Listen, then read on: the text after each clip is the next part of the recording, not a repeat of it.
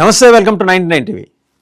తెలంగాణ ముఖ్యమంత్రి రేవంత్ రెడ్డి పరస్పర భిన్న ప్రకటనలు చేస్తూ దేశం మొత్తం దృష్టిని ఆకర్షిస్తున్నాడు. కాంగ్రెస్ పార్టీలో అంతర్గతంగా తెలంగాణలో ఉన్న నాయకులు, కాంగ్రెస్ పార్టీ జాతీయ నాయకులు, అలాగే వేరే జాతీయ పార్టీలు ఒక్కోసారి ప్రధానమంత్రి మోడీతోటి వెళ్తారు, చాలా ఆప్యాయంగా మాట్లాడతారు, ఆయనకు కావాల్సినవి మొత్తానికి వచ్చేలా చేసుకునే ప్రయత్నం చేస్తారు. డిఫరెంట్ పిక్చర్ బయటికి ప్రొజెక్ట్ అవుతుంది. కాసేపేమో హిట్లర్ని స్ఫూర్తిగా తీసుకున్నా అంటాడు, మరి కాసేపకి ట్రంప్ పేరుతో రోడ్డు నామకరణం, ముస్లిం ఎప్పీజ్మెంట్, ఇన్ని రకాల వైవిధ్యాలని ఒకే రాజకీయ నాయకుడు ప్రదర్శించడం అండ్ తిరుగులేని బలమైన నాయకుడిగా ఆయన ఆల్రెడీ తెలంగాణలో ఎమర్జ్ అయి ఉన్నారు. ఆయన రోడ్ మ్యాప్ ఏంటి, దీని మీద టైమ్ టు ఆస్క్ ప్రోగ్రాంలో సమగ్రంగా విశ్లేషించడానికి మనతో ఉన్నారు సీనియర్ జర్నలిస్ట్ సాయికృష్ణ గారు. నమస్తే సాయికృష్ణ గారు. నమస్తే అండి. ఆయన రోడ్ మ్యాప్ ఏంటి సార్? రేవంత్ రెడ్డి మీరంతక ఇంట్రడక్షన్లో చెప్పినట్టుగా చాలా ఒక డిఫరెంట్ కైండ్ ఆఫ్ పాలిటిక్స్ ఇవి. పూర్తి ఫక్తు కాంగ్రెస్ వాదిగా ఆయన చూపించుకునే ప్రయత్నం చేస్తున్నారు. ఇందిరాగాంధీని పొగుడుతూ ఉన్నారు, సోనియా గాంధీ గురించి మాట్లాడతారు, రాహుల్ గాంధీ అద్భుతమైనటువంటి నాయకుడు అంటారు. ఎట్ ద సేమ్ టైం తన మూలాల్లోకి వెళ్ళి మళ్ళీ తెలుగుదేశం పార్టీ దానికి సంబంధించిన ఎకోసిస్టమ్ని కూడా ఆయన సాటిస్ఫై చేయడము, ఆ పర్టికులర్ ఆయనకున్నటువంటి ఆ చరిష్మా ఏదైతే తెలుగుదేశం లీడర్గా ఆయనకు చాలా అది ఉంది, అంటే ఆయనకు ఫాలోయింగ్ కూడా బాగా ఉంది. ముఖ్యంగా ఆంధ్రాలో అయితే ఎక్కువ మంది ఫాలోవర్స్ ఉండేది, తెలంగాణ ఉద్యమం టైం నుంచి కూడా మనకు తెలుసు. సో దాన్ని నిలబెట్టుకుంటూ ఉన్నాడు. అండ్ ఎన్టీఆర్ విగ్రహాన్ని ఆవిష్కరించినటువంటి తొలి కాంగ్రెస్ ముఖ్యమంత్రి ఈయన Revanth Reddy. Okay, at the same time ఇంకోవైపు కాంగ్రెస్ ఇందిరాగాంధీని అండ్ ఎన్టీ రామారావును కలిపి ఒక రకంగా చెప్పాలంటే వాళ్ళిద్దరి మధ్య పోలికలు చూపించే ప్రయత్నం కూడా చేశారు. నిజానికి ఇందిరాగాంధీకి వ్యతిరేకంగా ఎన్టీ రామారావు గారు పనిచేశారు, ఆయన పార్టీ పెట్టింది కూడా లిటరల్లీ అదే కదా. సో అట్లాంటి అంటే దాన్ని చెప్పడం మాత్రమే కాదు, ఇలా మాట్లాడడం చాలామంది నాయకులు మాట్లాడతారు, సిమిలారిటీస్ చూపించగలుగుతారు, వాళ్ళు అంటే రాజకీయంగా ఎదగడం చేస్తారు. సార్ ఒకసారి మనం మాట్లాడాలంటే చంద్రబాబు గారికి మ్యాగ్నానిమిటీ ఉంది. ఎందుకంటే కోట్ల విజయభాస్కర్ రెడ్డి గారి పేరుతోటి స్టేడియం, అవును, కాసు బ్రహ్మానంద రెడ్డి గారి పేరుతోటి పార్క్, జలగంగరావు గారి విగ్రహం, మరిజనారెడ్డి విగ్రహాలు ఆయన ఆవిష్కరించారు. He has that respect and respect for his seniors. అంటే 90s రాజకీయాలు వేరు, 2026లో రాజకీయాలు వేరు కదా.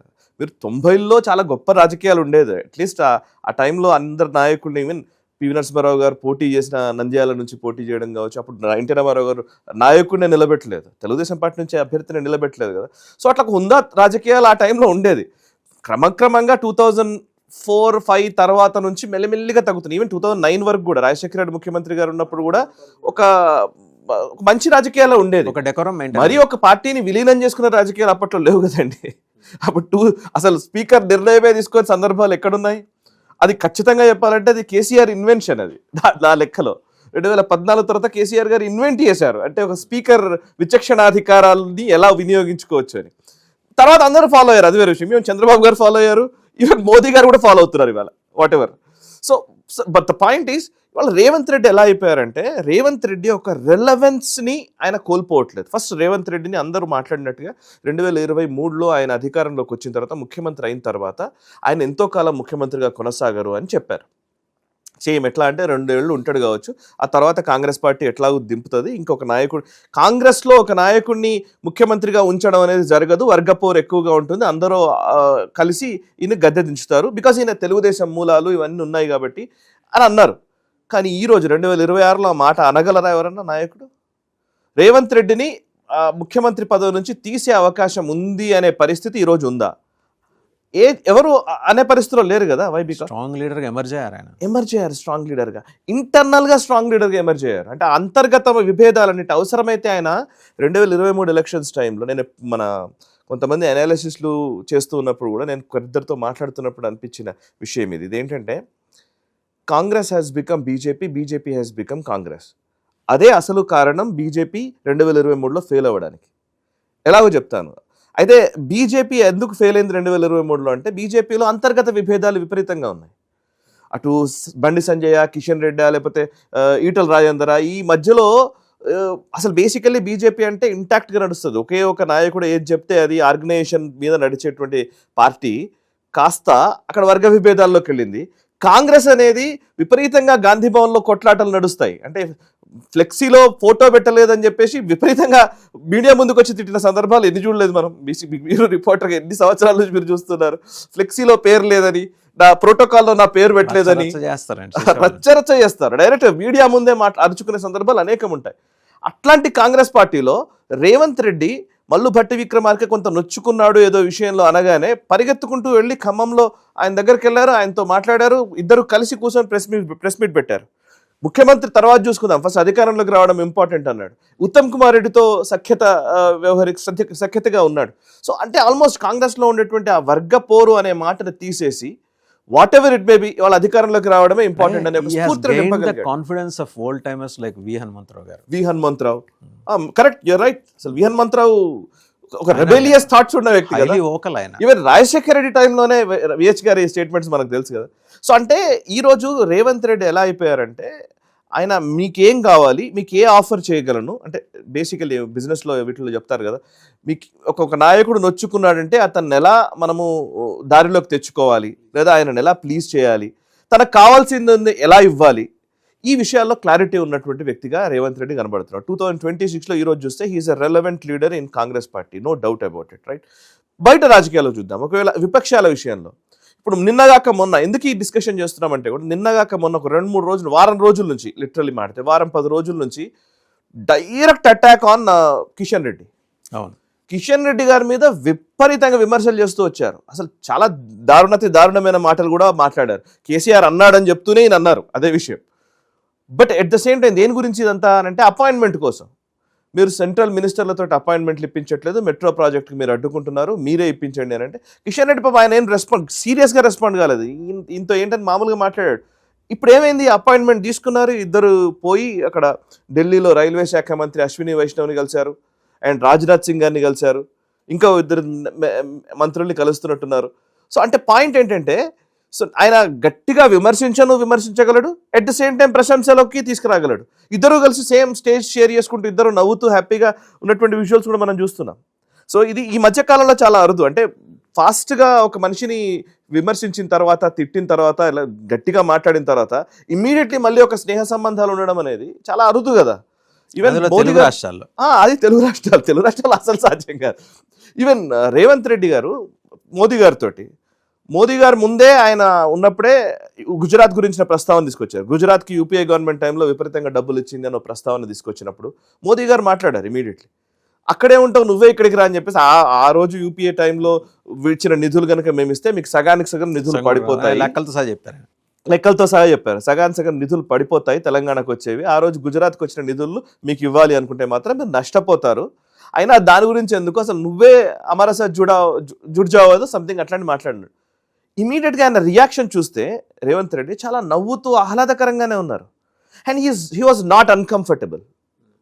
న్యాచురల్గా ఒక ప్రధానమంత్రి లాంటి వ్యక్తి ఒక వ్యాఖ్య చేసినప్పుడు కాంగ్రెస్ లాంటి పార్టీలో, ముఖ్యంగా కాంగ్రెస్ లాంటి పార్టీలో, అది కాంగ్రెస్ బీజేపీకి మధ్య ఒక విపరీతమైన వైరం ఉంటుంది. అండ్ అందులో రాహుల్ గాంధీ ఇక హెడ్ ఆన్ తీసుకొని వెళ్తున్నటువంటి సందర్భంలో ఇవాళ ఇంతకుముందు అంటే వేరు. ఈరోజు ప్రధానమంత్రి ఈయన వచ్చి పొగిడినా, ఈయనతో మాట్లాడినా, ఈయనతో ఉన్నా కానీ స్టేజ్ షేర్ చేసుకోవడం కూడా తప్పు అనుకుంటున్నటువంటి ముఖ్యమంత్రులు మనం ఇక్కడనే చూసాం. కేసీఆర్ గారు చాలా మీటింగ్స్కి, మోదీ గారి మీటింగ్స్కి వెళ్ళలేదు. ఈవెన్ ఆయన నిన్ను ఆహ్వానం కూడా పలకలేదు, ఎయిర్పోర్ట్కి వెళ్ళి స్వాగతం పలికి అది కూడా చేయలేదు. ఎవరో కొంతమందిని పంపించిన సందర్భాలు చాలా ఉన్నాయి కదా, మనం అంతకుముందు చూసాం. గో బ్యాక్ మోదీ అని ఫ్లెక్సీలు పెట్టిన సందర్భాలు ఉన్నాయి. బట్ దానికి భిన్నంగా కాంగ్రెస్ ముఖ్యమంత్రి వ్యవహరిస్తున్నటువంటి విధానం చూస్తూ ఉంటే ఇక్కడ సరే ఇవన్నీ చూస్తే ఆయన మాట్లాడింది ఆయన్నే కాంట్రడిక్ట్ చేస్తున్నాడా, లేకపోతే ఒక కొత్త విధానాన్ని రూపొందిస్తున్నాడు అంటే definitely he has his own ఒక లాంగ్ టర్మ్ వ్యూ తోటే వర్క్ చేస్తున్నాడు అనేది నాకు అనిపిస్తున్న విషయం. ఆ లాంగ్ టర్మ్ వ్యూ ఏంటి అని అంటే కనుక ఇవాళ రేవంత్ రెడ్డిని ఒకవేళ నిజంగానే పక్కకు జరిపే ప్రయత్నం కాంగ్రెస్ పార్టీ చేసింది అనుకోండి, కాంగ్రెస్ అధిష్టానం చెయ్యదు, ఛాన్సే లేదు. వాళ్ళున్న పరిస్థితిలో ఉన్న 3-4 రాష్ట్రాల్లో 3 రాష్ట్రాల్లో అధికారంలో ఉన్నారు. వాళ్ళు స్టేబుల్ గవర్నమెంట్ తెలంగాణలోనే ఉంది లిటరల్గా మాట్లాడితే. ఒకవేళ ఆ ప్రయత్నమే చేస్తే ఐ హ్యావ్ అనదర్ ఆప్షన్, నాకు చాలా ఆప్షన్స్ ఉన్నాయని చెప్పే ఒక ప్రయత్నం రేవంత్ రెడ్డి చేస్తున్నారా, నెంబర్ 1. నెంబర్ 2, ఆయన ఎంత రెలవెంట్గా మారుతున్నారనేది చూస్తూ ఉంటే ఈవెన్ నేషనల్ పాలిటిక్స్ కావచ్చు, ఇంకోటి కావచ్చు, ఇక్కడ ఈవెన్ ఆయన నేషనల్ కాంక్లేవ్స్లో వెళ్ళి మాట్లాడుతున్నారు. ఈవెన్ కేరళ లాంటి రాష్ట్రాల్లోకి వెళ్ళి ప్రచారం చేసి వచ్చారు. పినరాయి విజయన్ డైరెక్ట్గా హెడ్ ఆన్ తీసుకున్నటువంటి వ్యక్తి రేవంత్ రెడ్డి. అండ్ స్ట్రాంగ్గా మారుతున్నాడు ప్రతిరోజు. అండ్ ఆయనకున్న పొలిటికల్ అక్యుమెన్షిప్ చాలా సీరియస్ ప్లేయర్గానే ఆయనను చూస్తే అర్థమవుతోంది. మేబీ ఇవాళ ఆయన గ్యారంటీలు అమలు చేయకపోవచ్చు, ఇంకోటి చేయకపోవచ్చు కానీ బట్ ఆ సీరియస్నెస్ అనేది రేవంత్ రెడ్డి పదే పదే తన చర్యల ద్వారా చూపిస్తున్నాడు. ఇక్కడే అసలు సమస్య ఉంది. ఇవాళ భారతీయ జనతా పార్టీ శ్రేణుల్లో లేదా అటు టీఆర్ఎస్లో కావచ్చు, ఇప్పుడు ఎవరు నిజంగా డైరెక్ట్ అపోనెంట్? మామూలుగా ఒక లెక్క ఉంటుంది కదండి మీకు. ఇప్పుడు అధికార పార్టీ కాంగ్రెస్ ఎవరి మీద ఎక్కువ ఫోకస్ చేస్తోంది? విపక్షం మీద కదా. ఏ విపక్షం? ఏ పార్టీ మీద? టీఆర్ఎస్ గురించి డైరెక్ట్గా ఎస్ఐటి విచారణలు లేకపోతే ఫోన్ ట్యాపింగ్లు అవి ఇవి కాళేశ్వరం ప్రాజెక్టులు అవి తీసుకుంటున్నారు. ఎట్ ద సేమ్ టైం బీజేపీని కూడా మళ్ళీ అంతే హెడ్లైన్స్ ఇస్తున్నాడు. బీజేపీకి మీరు చూస్తే బీజేపీకి కూడా హెడ్లైన్స్లో వచ్చే విధంగా రేవంత్ రెడ్డి ఒక సేఫ్ ప్యాసేజ్ ఇస్తున్నట్టుగానే కనబడుతోంది. మీరు మున్సిపల్ ఎలక్షన్స్ అప్పుడు కావాలని ఆయన మన రామచంద్రరావు ప్రస్తావన తీసుకొచ్చారు. అప్పుడు ముస్లిం రిజర్వేషన్స్ వీటికి సంబంధించి ఒక రామచంద్రరావు ప్రస్తావన తీసుకొచ్చారు. ఇప్పుడు కిషన్ రెడ్డి ప్రస్తావన తీసుకొస్తున్నారు. అంటే హీఈస్ బ్యాలెన్సింగ్. విపక్షంలో ఎవరిని, ఈ ఇద్దరిని పెంచాలి అని రేవంత్ రెడ్డి అనుకుంటున్నారేమో. ఇక్కడ ప్రభుత్వ వ్యతిరేక ఓటు అయితే ఇద్దరు కలిసి పోటీ చేయాలి, లేదంటే ఇద్దరు విడివిడిగా పోటీ చేస్తే ప్రభుత్వ వ్యతిరేక ఓటు చీలుతుంది. అండ్ ఆయనకైనా రెలవెంట్గా ఉంటూనే బేసికల్లీ రేవంత్ రెడ్డి తన స్థానాన్ని సుస్థిరం చేసుకుంటూనే ఈ సుదీర్ఘ వ్యూహంతో పనిచేస్తున్నారు. అండ్ రియల్ ఎస్టేట్కి సంబంధించి కావచ్చు, ఇవాళ of course there is a cash crunch. నిజంగా చెప్పాలంటే హైదరాబాద్లో ఇవాళ క్యాష్ క్రంచ్ విపరీతంగా ఉంది. ఇన్వెస్ట్మెంట్స్ రావట్లేదు, ఇన్వెస్ట్మెంట్ పెట్టే పరిస్థితులు లేదు. ఐటీ ఇండస్ట్రీ మొత్తం మారుతోంది. ఒక సీరియస్ థ్రెట్ని మనం ఫేస్ చేస్తున్నాం. ఒక ఛాలెంజెస్ చాలా ఉన్నాయి. ఇప్పుడు హైదరాబాద్ డెవలప్మెంట్ విషయంలో కానీ మిగతా బేసికల్ ఐటీ సెక్టర్ మీదనే మనకు ఎక్కువగా ఎక్స్పోర్ట్స్ ఆధారపడి ఉన్నాయి. అట్లాంటి ఐటీ సెక్టర్ ఇవాళ కుదేలవుతున్న పరిస్థితి అవుతుంది కదా. అట్లాంటి టైంలో రేవంత్ రెడ్డి అంటే గవర్నెన్స్ వేరు, పాలిటిక్స్ వేరు. గవర్నెన్స్లో రేవంత్ రెడ్డికి రావాల్సిన మార్కులు రాకపోవచ్చు, కానీ పాలిటిక్స్లో మాత్రం ఈజ్ సో రెలవెంట్ టుడే. అందులో సందేహం లేదు. అయితే పక్క రాష్ట్రాలతో ఎలా డీల్ చేసుకుంటారు? ఇప్పుడు కర్ణాటకతో డిస్ప్యూట్స్ ఉన్నాయి, తెలంగాణకి ఆంధ్రాతో డిస్ప్యూట్స్ ఉన్నాయి. ఈ రెండు ప్రధానంగా దీన్ని ఎలా డీల్ చేసుకుంటూ వెళ్తారు? ఎందుకంటే ఆంధ్రాతో డిస్ప్యూట్స్ ఉన్నాయి, ఆంధ్ర నాయకత్వంతో ఏమో అనుబంధం ఉంది. నాకేమనిపిస్తుంది అంటే Revanth Reddy doesn't want disputes. అసలు బేసికల్లీ ఆయనకు ఆ కోణంలోకి వెళ్తలేదు.